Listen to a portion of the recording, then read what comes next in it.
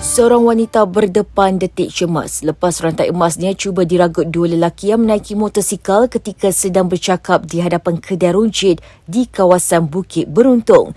Ketua Polis Daerah Hulu Selangor, Superintendent Ibrahim Hussein berkata pihaknya menerima laporan berhubung kejadian itu daripada mangsa warga tempatan sekitar jam 9 malam tadi. Katanya suspek tidak dikenal pasti memakai helmet dan jaket berwarna hitam bertindak menarik tali kuning yang mempunyai 3 buah loket berwarna emas yang dipakai di leher mangsa hingga putus.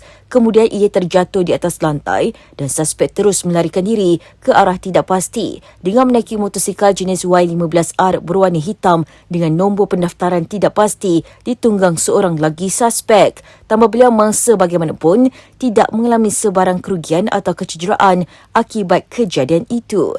Ibrahim menambah polis kini sedang giat mengesan dan menahan kedua-dua suspek yang terlibat. Sehubungan itu, orang ramai yang mempunyai maklumat diminta membantu siasatan dengan menghubungi IPD Hulu Selangor di talian 03 6065 1021 atau mana-mana balai polis berhampiran.